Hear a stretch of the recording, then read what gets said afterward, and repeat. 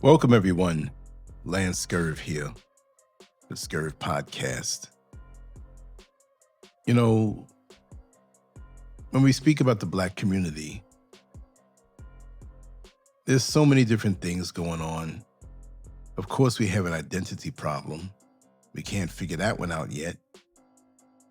We're so divided. It just seems like my entire life I've spoken on these things, and I was aware of these things from very young.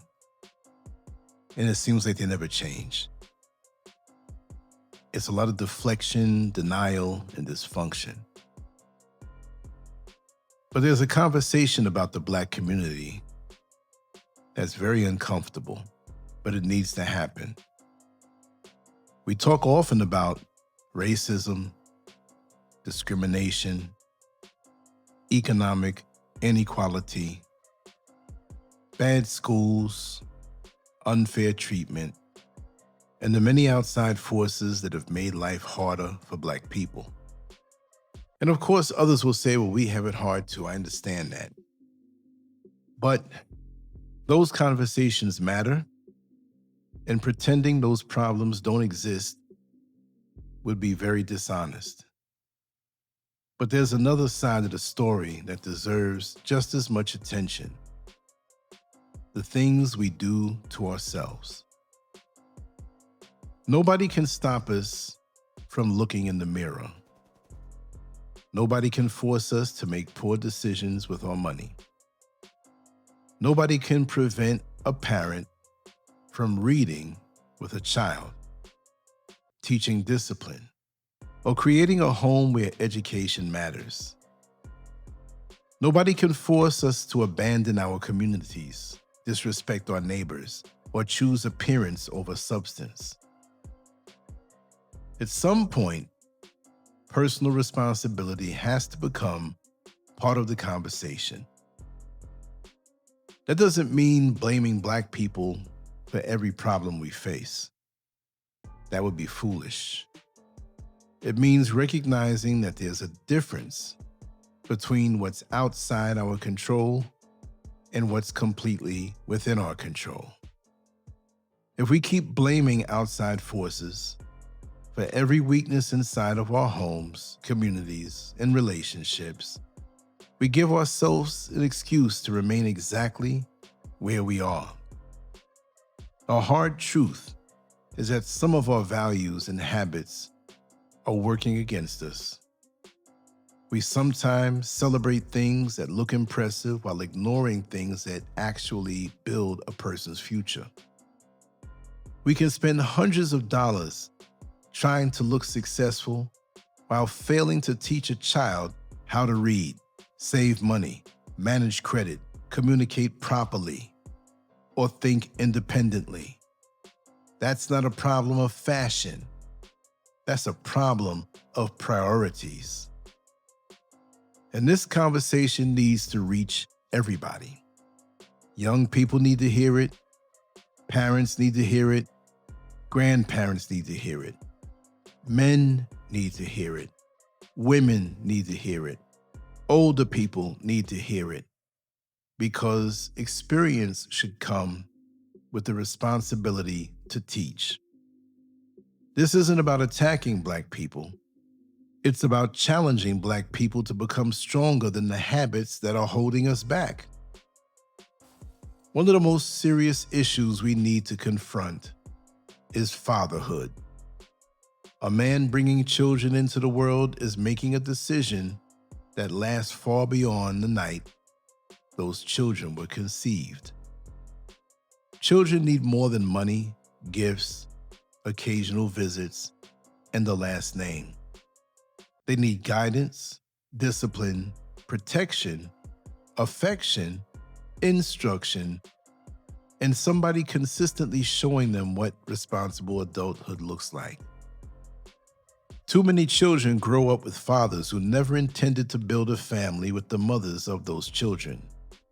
That creates complicated households and complicated lives. Nobody should pretend that every family situation can be reduced to one simple explanation. Sometimes relationships fall apart, we understand that. Sometimes separation protects children. Sometimes circumstances change.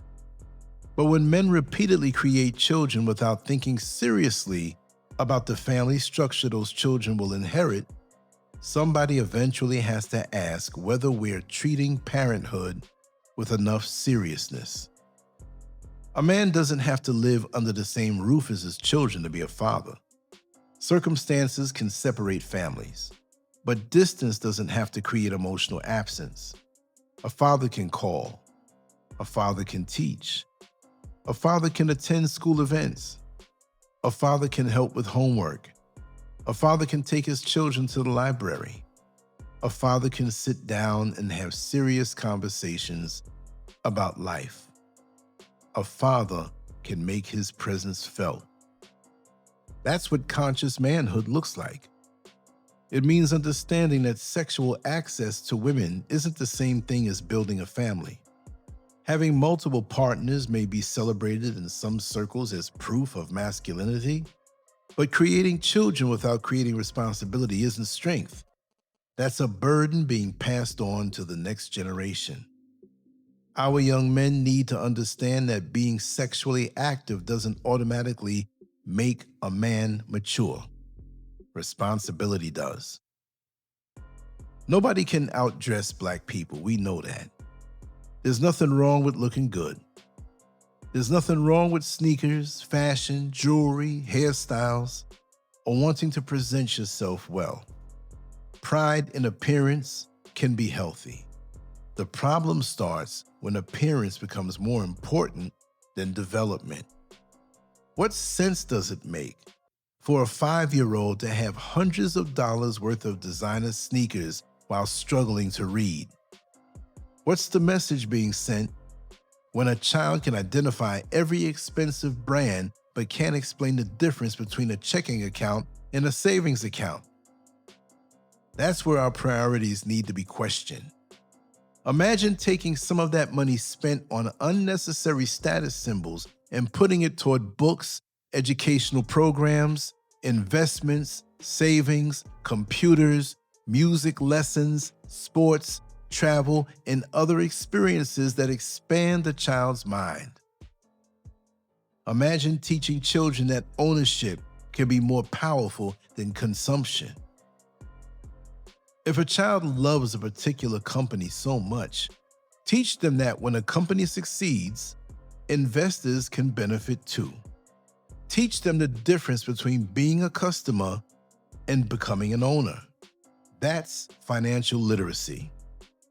Our children need to understand credit cards before credit cards understand them. They need to know that something purchased on credit isn't truly cheap just because the monthly payment looks small. Interest can turn a simple purchase into a much more expensive one when a balance rolls over month after month. They need to know this. These lessons don't require a wealthy family. They require a family willing to teach. One of the most important things a family can do costs very little. And what's that? Read together.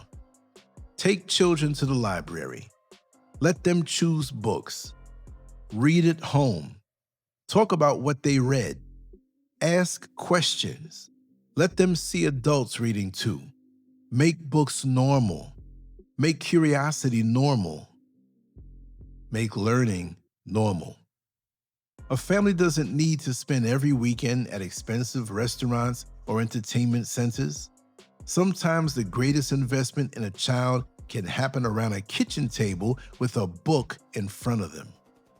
I know about that well growing up. Families should also make time to eat together.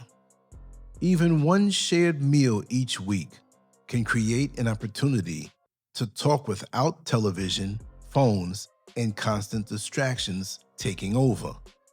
Ask children what they're thinking. Ask what they learned. Ask what they're worried about. Ask what they want to become. Those conversations can become memories that last a lifetime. Girls need healthy fatherly love, and boys need healthy maternal and paternal guidance. When children grow up without consistent affection, boundaries, and positive examples, they can become vulnerable to unhealthy attention from other people. A young girl who never receives meaningful affirmation from a father or another healthy male role model may become overly dependent on attention from men who don't have her best interests at heart. You know what I mean. That doesn't mean every girl without a father becomes vulnerable to exploitation. It means children benefit from stable, loving adults who help them understand their worth before the outside world tries to define it for them. The same principle applies to boys. A boy needs to know that being a man doesn't mean being violent, emotionally closed, sexually reckless, or disrespectful. He needs to see responsibility in action. He needs somebody teaching him that strength includes self-control. And when families are under tremendous stress, children can sometimes become the targets of adult frustration. That's where we need to have an honest conversation about violence in the home. Harsh treatment of boys doesn't automatically create violent men, and there's no excuse for anyone who abuses another person. But repeated exposure to violence can teach children that violence is a normal way to solve problems. A boy who grows up learning that anger gives them permission to hurt people can carry that lesson into adulthood. That's why discipline has to include boundaries without humiliation, correction without cruelty, and authority without abuse. We also need to stop pretending that everything that's legal or socially accepted is automatically good for us. Cannabis, weed, right, deserves a serious conversation, especially when it comes to young people in heavy use. Modern cannabis products can be much more potent than many people remember from decades ago. Some people experience serious mental health effects, including paranoia and psychotic symptoms, particularly when they're vulnerable or using high-potency products. So why are we acting like every young person should casually smoke because it's legal in some places? Legal doesn't mean harmless. The same goes for alcohol. We need to ask what role liquor stores and alcohol culture play in our communities.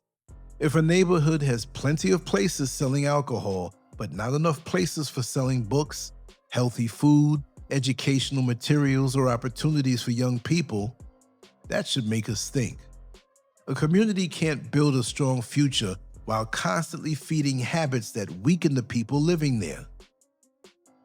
There's another problem that deserves attention: the sameness mentality. Look around at groups of young men, and sometimes you'll see nearly identical clothing, hairstyles, shoes, jewelry, poses, posturing, and attitudes. Individuality seems to disappear because everybody wants to fit into the same image. Cookie cutter, right? There's nothing wrong with having a style. The problem comes when nobody develops an identity beyond what the crowd approves. Individuality matters because a person who knows who they are doesn't need constant approval. There's also a practical issue. When large groups of young men dress almost identically, they can become easier to stereotype and describe as a group. That doesn't justify profiling or unfair treatment, but we should still teach young people that developing their own identity is healthier than becoming a copy of everybody around them. You don't have to look like everybody else to belong. Here's where this conversation gets real uncomfortable. Nobody outside our community can make us litter, right? Nobody can force us to vandalize our own neighborhoods. Nobody can make us double park because we're having a party. Nobody can make us block somebody's driveway. Nobody can force us to blast music at unreasonable hours and disturb people who live around us. Those choices come from us. And if we want other communities to respect us, we have to respect ourselves enough to maintain the places where we live. Clean streets matter. Quiet neighborhoods matter. Respecting property matters. Following basic rules matters. Teaching children proper manners matters. Speaking properly matters. Reading matters. Keeping promises matters, and being a person of your word. Showing up on time matters. Paying bills matters. Saving money matters. These things sound simple because they are simple, but simple doesn't mean unimportant. We need to stop confusing self-expression with self-destruction. We can dress well and still be intelligent. We can enjoy music and still read books. We can smoke occasionally and still make responsible decisions, although heavy cannabis use carries real risks. You can enjoy fashion without making material possessions your identity. You can have money and still live modestly. You can be masculine without having multiple children with multiple women. You can be successful without constantly displaying your success. The goal isn't perfection. The goal is improvement. We need men who understand that fatherhood begins before birth. We need women and men who understand that children need protection from adult chaos. We need families that teach money instead of simply spending it. We need parents who make reading normal. We need young people who understand that their future is more valuable than temporary approval. Most importantly, we need people who are willing to tell themselves the truth. Fix your life before you try to fix the world. There's a temptation to spend all our energy discussing what somebody else is doing to us. Come on now. Oh, the white man did this, the white man did that. We know the system is a certain way. But sometimes that conversation might be necessary. But if we spend every waking hour identifying outside problems while ignoring the problems sitting in our homes, we're avoiding responsibility and accountability. There are things we can change today, right now. We can read more. We can spend less. We can save more. We can teach our children. We can clean our neighborhoods. We can control our tempers. We can become more responsible parents. We can stop having children without thinking about the lives those children will inherit. We can reject peer pressure. We can stop worshiping appearances. Nobody has to give us permission to do these things. That's why this conversation matters. The hardest truth about self-sabotage also carries the greatest hope. If we have control over something, we can change it. We don't have to wait for politicians. We don't have to wait for corporations. We don't have to wait for society to suddenly become fair. We can begin inside our homes, our relationships, our bank accounts, our parenting, our neighborhoods, and our personal decisions. Change doesn't begin with a speech. It begins with behavior. If we want better children, we have to become better examples. If we want stronger families, we have to make family responsibility important. If we want financially stable communities, we have to teach financial literacy. If we want educated children, we have to make reading part of everyday life. That's how a culture changes. Black people have spent generations learning how to survive difficult circumstances. Now we have to learn how to build despite them. That means looking inward without shame and looking outward without excuses. It means understanding that recognizing our own mistakes doesn't erase the wrongs committed against us. Both things can be true at the same time. We can acknowledge injustice while demanding better from ourselves. Nobody should be afraid of self-criticism when the purpose is self-improvement. So yes, talk about racism. Talk about discrimination. Talk about economic inequality. Talk about history. Talk about injustice. But talk about fatherhood too. Talk about motherhood. Talk about money. Talk about reading. Talk about discipline. Talk about drugs. Talk about alcohol. Talk about violence. Talk about community behavior. Talk about personal responsibility. Because eventually, we have to stop asking only who's holding us back and start asking what we're doing to ourselves. Fix your lives, Black people. Build your families. Educate your children. Respect your neighborhoods. Control your money. Control your impulses. Stop living for appearances and start building for the future. That's not self-hatred. That's self-respect. Well, I said it. And I see there's a lot that we have to do that we're not doing. There's a lot of us who have missed the mark and don't give a damn. So I don't want to hear any complaint from those who are not trying to improve themselves about what's being done to us. I'm tired of it. I've heard it for years from many people. Show me what you're doing to improve your life. Only then, when I see what you're doing, do I want to hear anything else. Because some things are in our control, and sometimes there are things that are slightly out of our control. And it's a process. But if your neighborhood is littered, dirty, trash thrown down, kids walking around can't read a damn book, but they got the expensive sneakers on, their report cards are bleeding, meaning they're all red with D's and failures, there's no excuse for that. A lot of the mothers and the fathers want to be out here popping their fingers like they're teenagers, and they have children at home. You lay down to make them, you take care of them. Why do we lay down with people, so many different people, and create these mixtures of families? What are you thinking?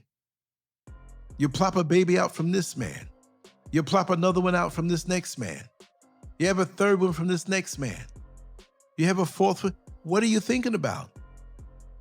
That's not wise. You know, sometimes things happen. Sometimes guys are slick with the words, and you know, you hear the young girl, but he told me he loved me. Well, you know, we can let that one slide. But 2 and 3 and 4 and 5 times, unacceptable. Don't come crying. Your lack of being able to make a proper decision and giving into impulse is no excuse. Why can't brothers get together and form a company, even if you don't have it legally on paper, to do certain tasks around the neighborhood to earn money? You start selling drugs, you get competitive, you want more stuff. One person gets a car, another one gets jealous, thinking you're making more money. Now they want to kill you. They want to shoot you. It leads nowhere. Accountability. Like I said, discipline is the way to go. Accountability is the way to go. There have been times in my life I've made some foolish decisions, but not to that magnitude. No way. Even you can get older and make some dumb decisions. You know, those opportunities are still presented to me at this growing age. But now, there's no excuse. Even if you don't go to the library, you have the internet in your phone, on your computer, on your tablet. Families can still sit around and read, but books are the best because you have a relationship with the book. You can hold the book. You can write in the book. There's no blue light coming from the book, right? So there's no excuse. And I'm not preaching. I'm just letting off a little steam from the things that I see, and I'm tired of it. You know, we have all these, we have so much separation, and I'm going to sign off after this. We have so much separation in the Black community, right? And I don't know what's up with us, but I've noticed it. And other cultures do too, but we're not talking about other cultures, right? I mean, that's like going to the foot doctor and, you don't want your foot operated on. And you say, well, I got a bad tooth over here. No, we're there to the foot doctor. Deal with what's going on with your foot. We love to throw off. But we have more ways, when you think about it, of separation. Probably more than any other culture and race of people, right? No matter who you are, right? Black people, right? No matter who you are, whether you say, I'm Episcopalian, I'm Catholic, I'm Baptist, Pentecostal, or I'm college educated, or I'm just a high school person, or I dropped out. These are different ways of separating yourself, right? Oh, I'm from the North. I'm from North America. I'm better than those Southerners.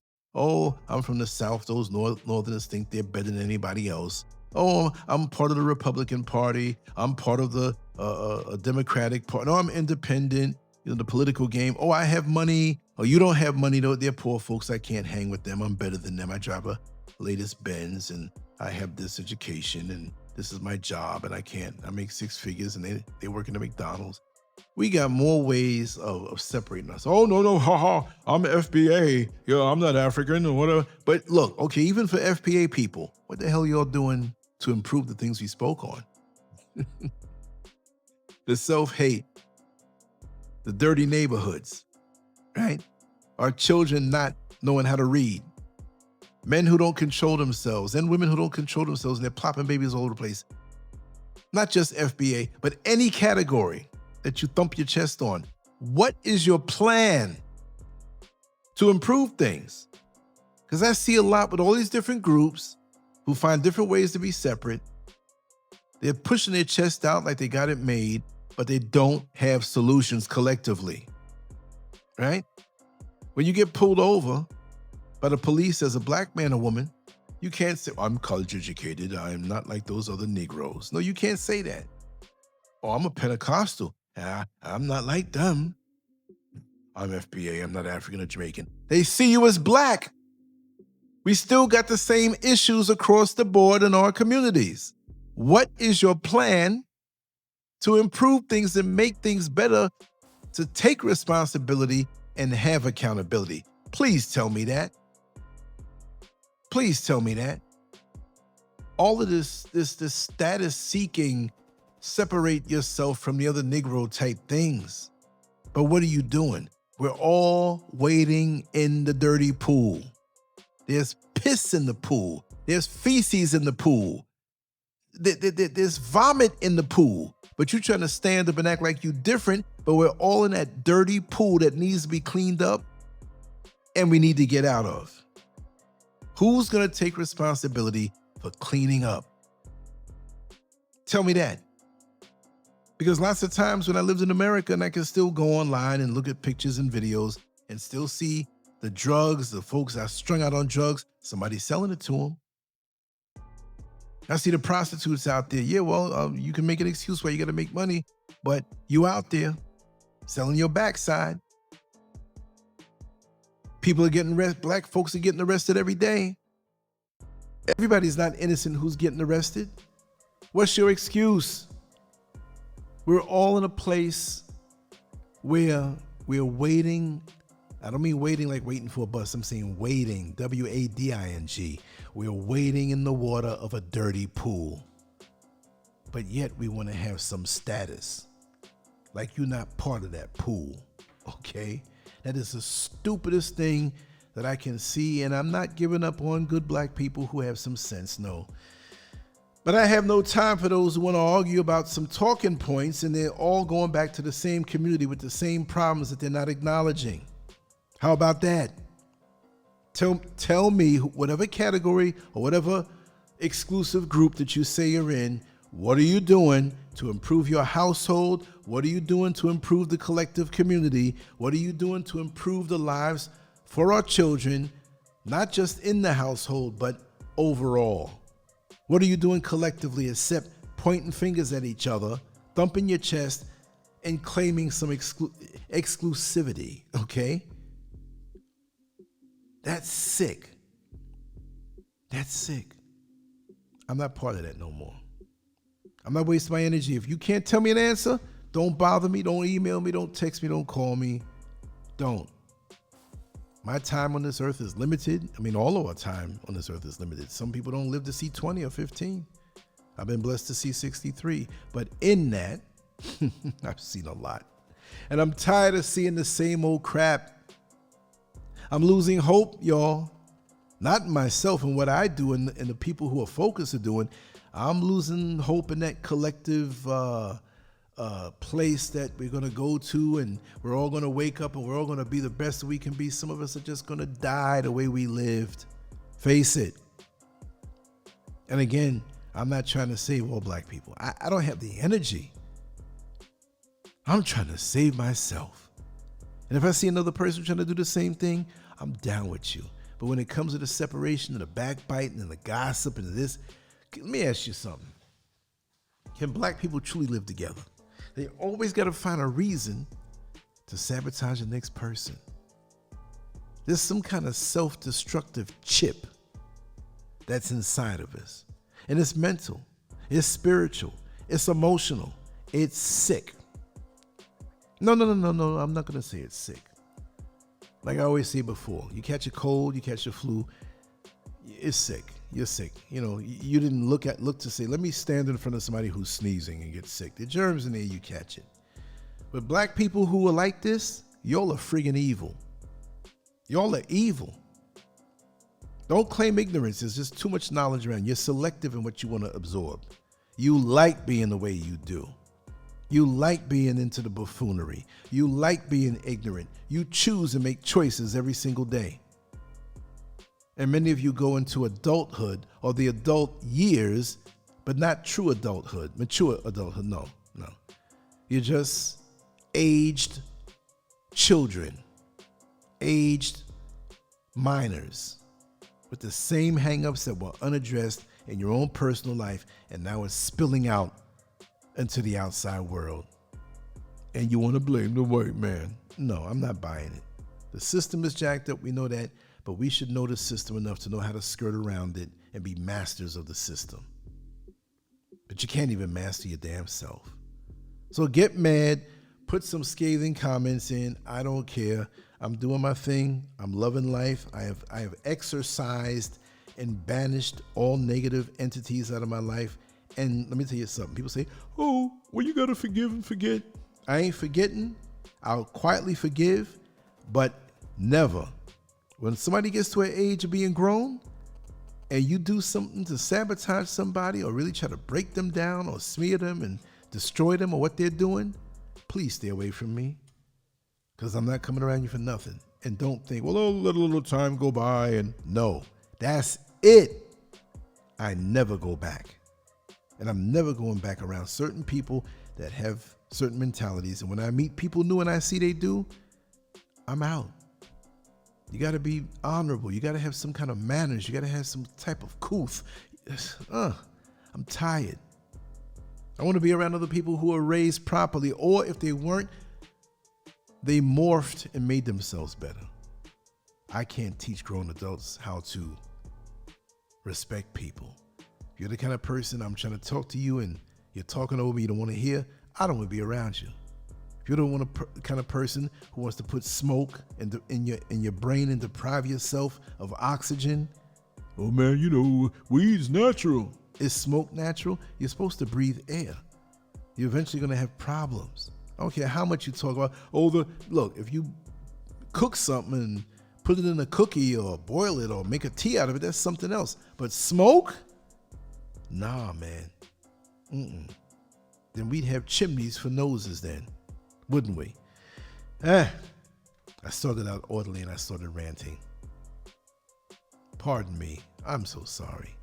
But I get emotional sometimes because it's like, don't we ever learn? And I'm not waiting. I'm not going to say I'm not waiting anymore. I stopped waiting a long time ago. Y'all have become a parody. And for those who are not, kudos to you. I take my hat off to you, right? So it's not you. You know what I'm talking about. It's just like, damn, when are we going to ever learn? Some of us, never.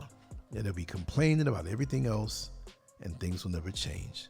And they'll take a collection cup up to bury them because they didn't learn financial responsibility. It's just going to be generational, right? And sometimes, I don't mean for the people who need it, but I think about welfare and government aid for those who need it now, like really need it, but those who are irresponsible and think it's going to last forever. Sometimes there's a side of me that I wish it does cut. Let it cut. End it. You know, I'm not a Trump follower or anything like that, but end it. Make people stand on their own 2 feet. Let's see what happens. oh man, you wrong for that, man. So, no, if you're disabled or not able to make money or, something happened, I can't split hairs on that. But more and more, I'm like, no way. You mean you in these projects for 4 generations and you ain't leave yet? You're not doing nothing yet. You're wasting, you say you love God, but you're wasting the life, precious life that God gave you. You see what I mean? I don't understand. Anyway, like I always say, much love to you all. If you don't like me for this, I don't care. This is something I do as a hobby. I don't depend on this. I'm a retired older guy. I'm good. I enjoy life every day. It's just a hobby. So anyway, much love to you all. On to the next one. Lancescurvx out. And if you have your life in order, I wish you nothing but peace.